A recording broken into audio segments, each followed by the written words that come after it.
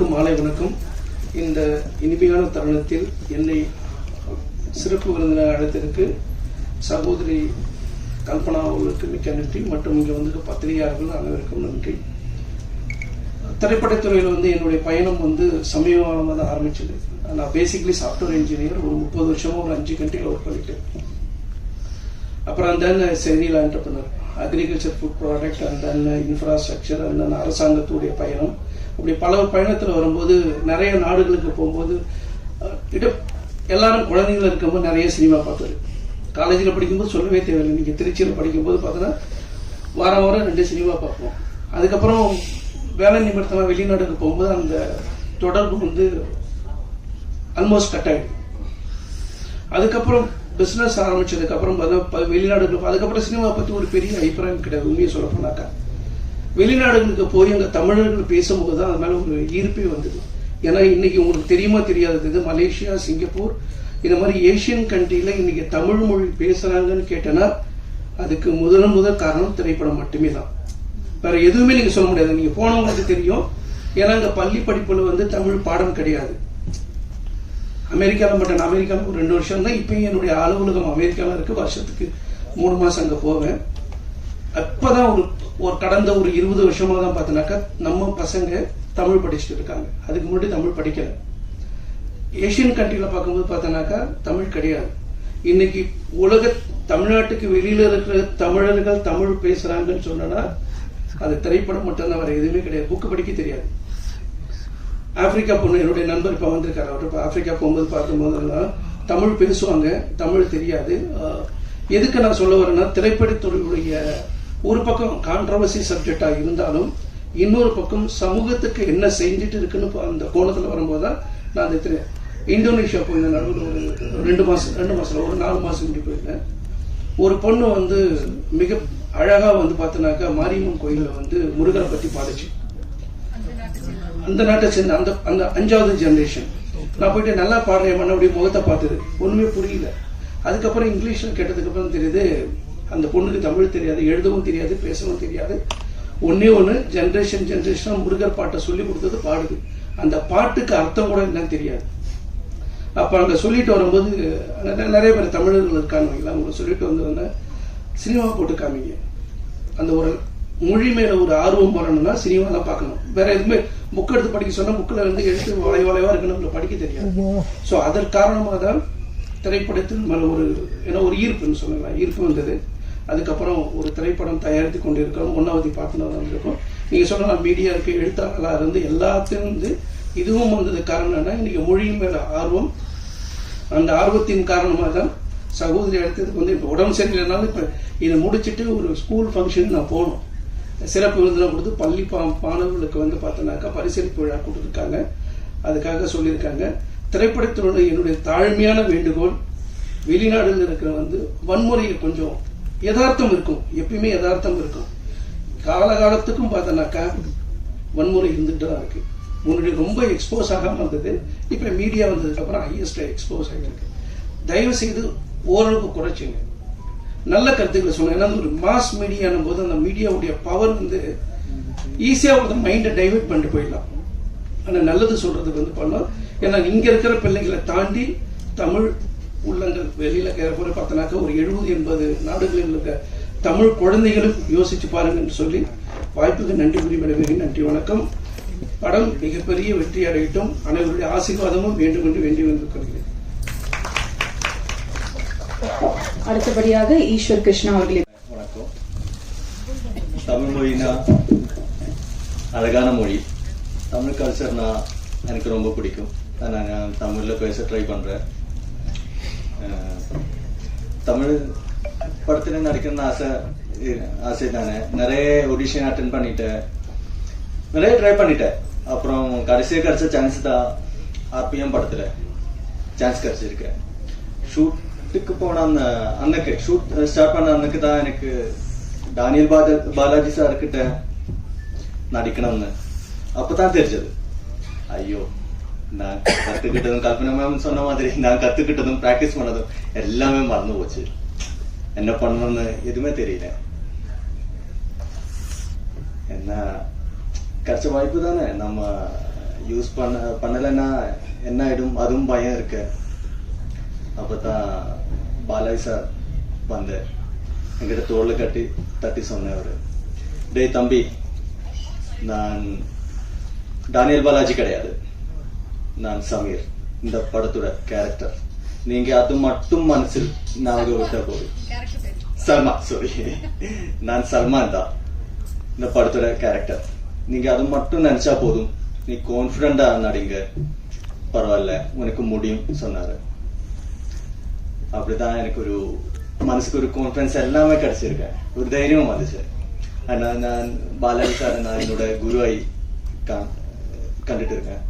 இல்ல நிஜம்தான், என்னோட குரு தான். எனக்கு நிறைய டிப்ஸ் அவரு சொல்லி தந்தாரு.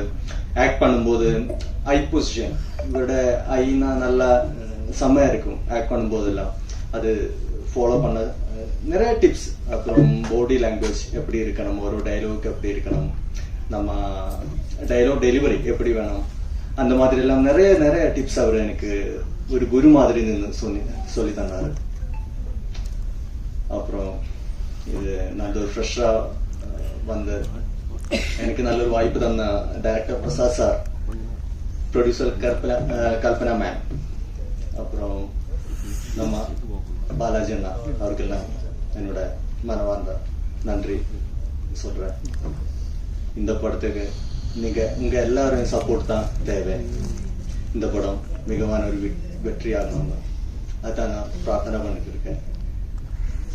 நன்றி நன்றி. இதுதான் பேசிட்டு இருக்கேன். என்னோட முதல் சினிமா மேடை, ரொம்ப முக்கியமான நாளாக நான் இதை பார்க்குறேன். இந்த மேடையும் இந்த நாளும் எத்தனை வருஷத்துக்கு அப்புறம் திரும்பி பார்த்தாலும் என்னோட கோர் மெமரியில் கண்டிப்பாக இருக்கும்.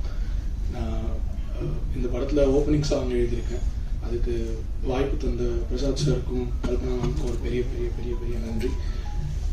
சார் வந்து இந்த வாய்ப்பு எனக்கு கொடுத்ததுக்கு அப்புறமா இருக்கிற ப்ராசஸ் எல்லாத்தையுமே எனக்கு மெமரபிளாக ஆக்கிக்கிட்டே இருக்கணுன்றதுல ரொம்ப பர்டிகுலராக இருந்துகிட்டே இருந்தார். ஒரு இதையுமே இது என்னோட முதல் வாய்ப்புன்றதுனால இது எனக்கு மைல் ஸ்டோனாக மாற்றிட்டே இருக்கணுன்றது வந்து சார் பர்டிகுலராக இருந்துகிட்டே இருந்தார். சார் நிறையா சர்ப்ரைசஸ் கொடுத்தாரு. இந்த ப்ராசஸ் எனக்கு எப்பயுமே மைண்டில் வச்சுக்கிட்டே இருக்கிறதுக்கு திரும்ப திரும்ப அதை ரெஃப்ரெஷ் பண்ணிக்கிட்டே இருந்தார். அதுக்கும் ஒரு பெரிய நன்றி சார். உங்கள் எல்லாருக்கும் நன்றி. இந்த படம் கண்டிப்பாக பெரிய வெற்றி அடையணும் அப்படின்றது எல்லாரோட ஆசையாகவும் இருக்குது. எங்கள் எல்லாரோட சப்போர்ட்டில் அது நடக்கும். ரொம்ப நன்றி. எல்லாருக்கும் வணக்கம். ஃபர்ஸ்டே சொல்லிக்கிறேன், இந்த மாதிரி ஸ்டேஜ் ரொம்ப புதுசு. ஃபர்ஸ்ட் ஆஃப் ஆல் வாய்ப்பு கொடுக்க பிரசாத் பிரபாகர் சாருக்கு நன்றி. இந்த ஹார்ட் பீட்டுக்கு முன்னாடி நடித்த படம் இது. ஸோ நான் ஃபர்ஸ்ட் டே அங்கே ஷூட்டுக்கு போன எக்ஸ்பீரியன்ஸ் நான் ஷேர் பண்ணிக்கிறேன். ஒவ்வொரு ஃபர்ஸ்ட் ஷாட்டே எனக்கு அங்கே போனதுக்கப்புறம் தெரிஞ்சு மோஸ்ட் ஆஃப் த சீன்ஸ் எனக்கு டேனியல் பாலாஜி சார் கூட தான் எனக்கு இருக்குன்னு. ஸோ ஃபர்ஸ்ட் 1-2 சீன்ஸ் எனக்கு சோலோவாக ஷார்ட்ஸ் இருந்துச்சு, நான் பண்ணிட்டேன். அதுக்கப்புறம் அவரோட தான் காம்பினேஷன் சீன்ஸ் வந்துச்சுனப்போ அவரோட என்ட்ரி அப்படியே வந்தார். பண்ணும்போது கொஞ்சம் நர்வஸ் ஆச்சு. நர்வஸ் ஆகணும்னா அவர் கூப்பிட்டு ஏன் நர்வஸ் ஆகுறீங்க அப்படின்னு கேட்டார். இல்லை சார், எனக்கு முன்னாடி நான் வேட்டையார் விளையாட உங்களோட படத்தை பார்த்துட்டு ஃபர்ஸ்ட் டைம் ஒரு கேரக்டர் பார்த்து நான் தியேட்டரில் பயந்து இருந்த ஒரு கேரக்டர், அதனால அதுக்கு இப்போவும் உங்களை பார்க்கும்போது அந்த ஒரு ஞாபகம் தான் எனக்கு வந்துச்சு அப்படின்னு அவர் சிரிச்சிட்டே சொன்னார். நீங்கள் அதெல்லாம் எதுவுமே யோசிக்காதீங்க, இந்த இடத்துல நீங்கள் ஒரு ஆக்டர், நானும் ஒரு ஆக்டர், அவ்வளோதான். ஸோ கேரக்டராக நீங்கள் என்ன பண்ணணுமோ அது பண்ணிக்கோங்க, ஜாலியாக இருங்க, நம்ம ஃப்ரெஷ்ஷாக அப்படியே பண்ணிக்கலாம் அப்படின்னாரு. ஸோ அந்த ஒரு பூஸ்ட் எனக்கு அதுக்கப்புறம் அந்த ஒரு சீன்ஸ் எல்லாமே அதனால எனக்கு மேபி நல்லா இருந்துச்சோ எனக்கு தெரில. அண்ட் முக்கியமாக அவர் ஒன்று சொன்னார், எனக்கு இப்போ வரைக்கும் ஹெல்ப்ஃபுல்லாக இருக்கிறது ஒரு இதுக்கும் ஒரு கேரக்டர் எப்படி ப்ரிப்பேர் பண்ணுறதுன்னு சொன்னார். அது இன்னைய வரைக்கும் இப்போ ஒரு சின்ன சின்ன ரோல்ஸ் நான் பண்ணுறதா இருந்தாலும் அது எனக்கு ரொம்ப இப்பவும் ஹெல்ப்ஃபுல்லாக இருக்குது. சின்ன சின்ன இன்ஸ்டன்ஸ் தான் அவர் எல்லாரும் சொல்கிற மாதிரி அந்த ஒரு கண் வைக்கிறதா இருக்கட்டும், ஒரு பாடி லாங்குவேஜ், ஒரு கேரக்டர் ப்ரிப்பேர் பண்ணுறது, பேசிக்லி ஃப்ரம் ஸ்க்ராட்ச் எல்லாம் ப்ரிப்பேர் பண்ணுறது அவர் நிறையா எக்ஸ்பிளைன் பண்ணார் எப்படி ப்ரிப்பேர் பண்ணுன்ற அந்த ஒரு ரீடி. ஸோ அது எனக்கு இப்போ வரைக்கும் ஹெல்ப்ஃபுல்லாக இருக்குது. கண்டிப்பாக த்ரூ அவுட்டாக என்னோட கரியரில் அது ரொம்ப ஹெல்ப்ஃபுல்லாக இருக்கும் அவரோட இது. அண்ட் ஸ்க்ரீன் ஸ்பேஸ் அப்படின்னு பார்க்கும்போது கல்பனா மேம் கூட ஒரு சீன் நான் நடிச்சிருக்கேன். மோஸ்ட்லி இல்லை அந்த சீன் மோஸ்ட்டாக நிறைய இடத்துல பேசப்படும் நினைக்கிறேன், நானும் அதை வேண்டிக்கிறேன். அண்ட் இந்த எல்லாரும் மாதிரியும் நாங்களும் இந்த படத்துக்கு ரொம்ப நல்லா எஃபர்ட்ஸ் போட்டிருக்கோம், ரொம்ப நல்லா வந்திருக்கு நம்புகிறேன். அண்ட் நீங்களும் உங்களோட சப்போர்ட் ரொம்பவே தேவை. Please do support is. And இந்த படத்தை நல்லா வந்திருக்குது, ப்ளீஸ். தேங்க்யூ. படத்தை பற்றி பேசுறதுன்னா இது வந்து பேசுகிற மொழி, இது காட்சியோடது. ஆக்சுவலி நான் என்னால் என்னென்ன முடியுமோ அதோட மேக்ஸிமம் நான் பண்ணியிருக்கேன். அதுக்கு உங்களோட அனைவரோடையும் சப்போர்ட் வேணும். முக்கியமாக என்னென்னா, சோனி மாதிரி ஒரு பெரிய ஒரு கம்பெனி பேன் இந்தியா ரிலீஸ் பண்ணுறதுக்கு, இந்த படம் எடுத்துறதுக்கு ஃபஸ்ட்டாக நான் நன்றி சொல்ல சோனி கிட்ட. அதுக்கப்புறம் என்னென்னா, இந்த படம் இந்த அளவுக்கு கொண்டு வர்றதுக்கு நிறைய ஆட்கள் எனக்கு சப்போர்ட் பண்ணியிருக்காங்க. ஆக்டர்ஸ், டெக்னீஷியன்ஸ் அனைவரும். அப்புறம் சக்ஸஸ் பண்ணதுக்கு அப்புறம், இது முடிஞ்சதுக்கு அப்புறம் இனிமே என்ன வேணும்னா, நான் என்ன பண்ணாலும் நீங்க சொன்னா மட்டும்தான் மக்கள் கேட்பாங்க. நான் கையெடுத்து கும்பிடுறதுக்கு என்ன காரணம்னா, நீங்க சப்போர்ட் பண்ணுங்க. ஏன்னா டேனியல் பாலாஜி சார் வந்து கிட்டத்தட்ட ஒரு 1.5 வருஷத்துக்கு மேலே ஆச்சு அவரோட படம் வந்துட்டு. அது ரொம்ப அழகா நடிச்சிருக்காங்க. டேனியல் பாலாஜி சார் நடிக்கும் போது சாதாரணமா வந்து ஓவர் எக்ஸ்போஸ்டா நடிப்பாங்க. ஆனா இதுல வந்து அவரை சட்டிலா அண்டரா நடிக்க வச்சிருக்கேன். நான் ஒரு விஷயத்த இப்படி பாக்குறதுக்கு பதிலா, சார் நீங்க வந்து ரொம்ப ரொம்ப சட்டிலா நடிங்க, உங்களோட ஓவர எக்ஸ்பிரஷன்ஸ் தான் ஜாஸ்தியா நாங்க பார்த்திருக்கோம். ஆனா நீங்க வந்து உங்களுக்கு சில டைம்ல உங்களுக்கு பயங்கரமா கோவம் வரும், ஆனா சிரிக்காதீங்க. உங்க மைண்ட்ல தான் அந்த கோவம் எல்லாம் பார்க்கணும், ஆனா எங்களுக்கு அது புரியணும். அதனாலதான் சொல்லுங்க சார் அப்படிதான் சொல்லுவாங்க. ஏன்னா அவருக்குள்ள ஒரு டைரக்டர் இருக்கு, அவருக்குள்ள ஒரு ரைட்டர் இருக்கு, அவருக்குள்ள ஒரு ப்ரொடக்ஷன் கண்ட்ரோலர் இருக்கு, அவருக்குள்ள ஒரு ப்ரொடியூசர் இருக்கு, எல்லாமே இருக்கு. அவரெல்லாம் ஈஸியா ஏமாத்தவே முடியாது. எல்லாமே கேட்பாங்க, நான் எதுக்கு சிரிக்கணும், எதுக்கு இப்ப வந்து 2 சீன் அடிக்கணும். என்னோட அசோசியேட்ஸ் எல்லாம் வந்துட்டு அவர்கிட்ட பேசுறதுக்கு கொஞ்சம் பயப்படுவாங்க. வேற ஒண்ணும் இல்ல, ஒரு சீனை சொன்னா பிஃபோர் என்ன நடக்கணும்னு கேட்பாங்க. ஜஸ்ட் இப்ப நம்ம சீன்ல இருக்கிறது என்னன்னா, டேனியல் பாலாஜி சார் கார்ல இருந்து வெளியில் வராங்கன்னு வச்சுக்கோங்க. அவர் என்ன ஃபர்ஸ்ட் ஸ்கிரிப்ட் கொடுக்குற அந்த பையன் கிட்ட கேட்பாங்க, சரி இறங்குறாங்க, அதெல்லாம் எனக்கு புரியுது, நான் இப்ப எங்க இருந்து வரேன் சார், அது ஸ்கிரிப்ட்ல இல்ல சார். தம்பி, நான் இப்போ ஹாஸ்பிட்டல் இருந்து வரீங்களா இல்ல நான் சினிமா பார்த்துட்டு வரீங்களா, அந்த இமோஷன்ஸ் வந்து எனக்கு கேரியட் பண்ணணும்னா நீ எனக்கு பிஃபோர் சொல்லியே ஆகணும். அந்த அளவுக்கு ஸ்கிரிப்டை பத்தி, சினிமாவை பத்தி ரொம்ப நல்லா புரிஞ்சுக்கிற ஒரு பர்சன் கிட்ட ஒர்க் பண்றது எனக்கு பெருமையா இருக்கு. அவர் கூட ஒர்க் பண்ற ஒவ்வொரு நிமிஷமும், ஒவ்வொரு நொடிகளும் என்னோட மெமரியில ஆயுட்காலம் எப்பவுமே நிற்கும். நீங்க பிரஸ், மீடியாஸ் எல்லாமே வந்து எங்களுக்கு சப்போர்ட் பண்ணோம். ஆர்பிஎம் படம் பெரிய ஒரு வெற்றியா வர்றதுக்கு உங்களோட சப்போர்ட் தேவை. இதுக்கப்புறம் இப்போ சில பேர் சொல்லுவாங்க, சில பேரோட